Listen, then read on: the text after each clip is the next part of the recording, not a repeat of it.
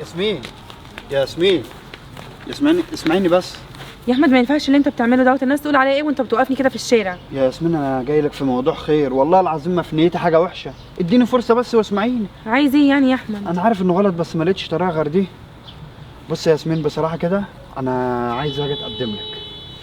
طيب يا احمد انت عارف العنوان وعارف البيت، بابنا مفتوح في اي وقت.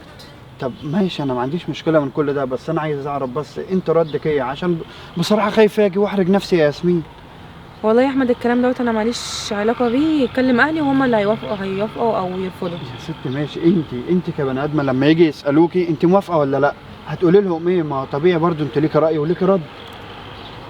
يا احمد انت شاب كويس وما فاكش حاجه عيب يعني، وبعدين انت راجل يعني تعالى تقدم وسيبها على الله وانا ماشيه. يبقى كده هي موافقه، يبقى انا لازم اطلع على الحاج دلوقتي واكلمه. يا حاج حاج. خير يا ابني تعال. عامل ايه يا حاج؟ الحمد لله يا حبيبي. مالك كده جاي مبسوط؟ النهارده اسعد يوم في حياتي، مبسوط على الاخر. طب ما تقول لي يا عم فرحني معاك يا ابني. ما انا جاي مخصوص عشان افرحك. بص بقى يا حاج، بصراحه كده انا لقيت بنت الحلال وعايز اروح اتقدم لها. يا ابني ده يوم الهنا، ده من زمان وانا بتحايل عليك. ما هو يابا انت عارف بقى ان موضوع الجواز ده مش بالسهوله زي ما انت فاكر، لازم الواحد برضو يشوف بنت الحلال، يشوف واحده مناسبه ليه، وبعد كده كل حاجه امرها سهل، وفي الاول وفي الاخر ده نصيب. نصيب يا ابني، والاختيار برضه لازم الواحد يختار كويس فعلا، عشان دي هتبقى ام اولادك. اكيد يعني، وهتبقى شريكه حياتي. طب هي منين يا ابني؟ هي من المنطقه اللي جنبينا. شفت عم ابراهيم الكهربائي؟ ايوه هو هناك في الشارع اللي هناك ده. بنت مين يعني؟ اسمها ايه؟ هي اسمها ياسمين محمد ابراهيم. ياسمين محمد ابراهيم. خلاص يا ابني ما تشيلش هم، انا هروح اخد مع بابا ميعاد ونقرا الفاتحه على طول. يا ريت يا حاج، بس يا ريت بقى فسرع وقت، اديك انت اللي كنت بتتحايل عليا يا احمد يا ابني، انا شفت لك بنت فلان يا احمد يا ابني مش عارف ايه، عايزين نخطب لك، عايزين نجوزك، اديني جيت بنفسي اهو وجايب لك العروسه كمان. ان شاء الله انا هروح لها وما تشيلش انت اي هم ولا بص وعايزك مبسوط كده على طول. يا رب يا حاج، عايزين بقى نفرح وننبسط يا حاج، وبعدين طول ما انت موجود يا حاج ربنا ما يحرمنا منك. الله يكرمك يا ابني. ماشي يا حاج، هستأذن انا كده ايه، خارج بقى انا ايه مع فين؟ خارج بقى مع اصحابي واقول لك مبسوط. طب ما نروح يا حبيبي. انت عايز حاجه؟ الله يكرمك. بس يا حاج بالله عليك بسرعه يعني تنجزني في الموضوع ده بص، ده انا فرحان اكتر منك، ده انا بص هاخد طياره واروح لهم على طول. تسلم يا حاج، ماشي ربنا يا يديك حبيبي. الصحه. السلام عليكم. وعليكم السلام. ده بان عليه الواد اصلا بيحب البت دي قوي، وفرحان بان على وشه. ايوه انا رايح اخطبها له، بس ما ينفعش اروح اخطبها له على طول كده، لازم الاول اسال على اصلها وفصلها، لا يكون هي كده ولا لها اخ ولا ابوها برضه. انا قوي وخايفه لا يكون حد شافني في الشارع، بس انا ما وقفتش معاه برضو كتير. لا انا لازم اصارح بابا واقول له ان واحد كلمني وقال ان هو عايز يتقدم لي. السلام عليكم. وعليكم السلام. طب بقول لك يا ابني، انت من المنطقه هنا؟ من المنطقة. طب المنطقه دي في واحد اسمه محمد ابراهيم؟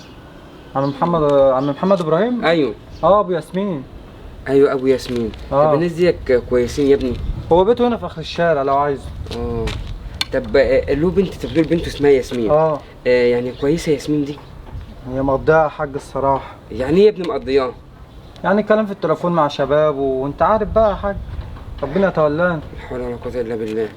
ليه انت كنت ناوي تاخدها لابنك ولا حاجة؟ لا يا ابني انا كنت بس بسأل عليها، بس يعني ايه بتتكلم في التليفون يعني بتتكلم مع صاحباتها يعني بتتكلم في شغل. يا حاج بقول لك بتتكلم مع شباب، مقضيها يا حاج خروجات بقى، وانت عارف البنات اللي من دول. وخروجات كمان بتخرج مع شباب؟ ايوه يا حاج، انت مالك مستغرب ليه؟ لا يا ابني متشكرين جدا ليك. ربنا يسترها يا حاج. تأمرنا بقى خدمة تاني؟ لا شكرا. امال ازاي احمد ابني بيقول ان هي ملتزمه وكويسه؟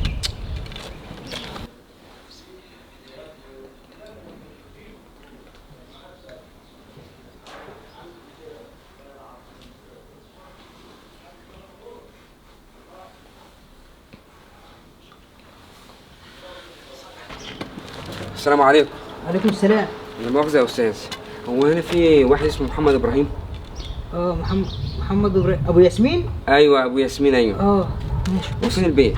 البيت شايف الشجرة اللي قدام دي؟ أيوه البيت ده؟ اللي قصاد الشجرة على طول. طب أقول لك إيه يا ابني؟ اتفضل. اسالك سؤال يعني بس تجاوبني عليه بصراحه. اتفضل يا حاج. بنته ياسمين دي كويسه ماشياها كويس؟ انا مش عارف اقول لك ايه بصراحه. يعني انا وابوها غلبان وكل حاجه، بس البنت بقى استغفر الله العظيم يا رب. ليه يا ابني يعني بتعمل ايه يعني؟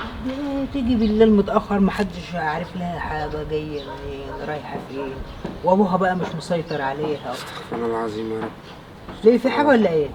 لا يا ابني كتر خيرك ما فيش اي حاجه. طيب ماشي. متشكر جدا. اتفضل. شكرا.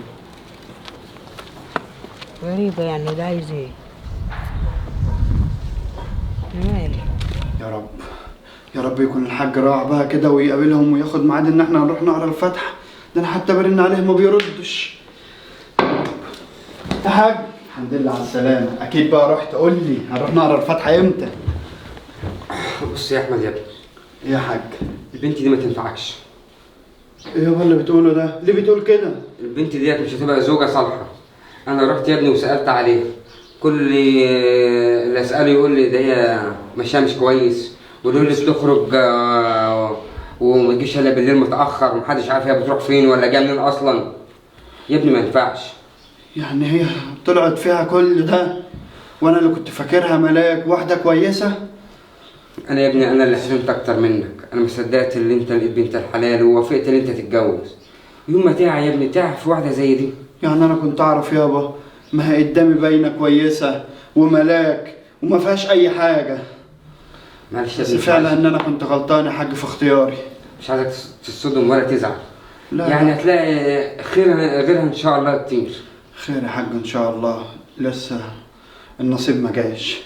مش عايزك تزعل يا احمد. لا يا حاج لسه ما حصلش حاجه رسمي عشان خاطر ازعل. ده انا المفروض افرح عشان عرفتها على حقيقتها، وان انا ما اتسرعتش ورحت اتقدمت وكنا عملنا شبكه وفي الاخر كان كله جه في دماغنا يا حاج. الحمد لله. يلا الحمد احنا لله. ربنا بعدنا عنها. يلا بعد اذنك يا حاج. رايح فين يا ابني؟ عادي مفيش، هقف قدام البيت كده شويه. ماشي. ياسمين احمد عايز ايه يا احمد تاني؟ ما ينفعش كده.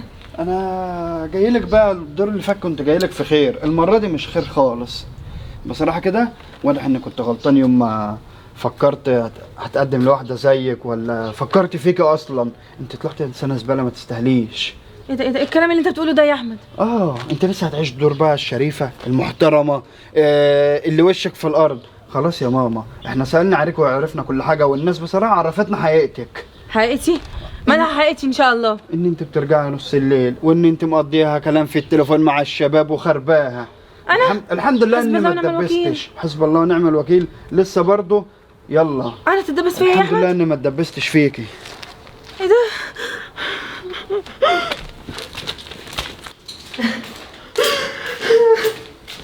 حسبي الله ونعم الوكيل.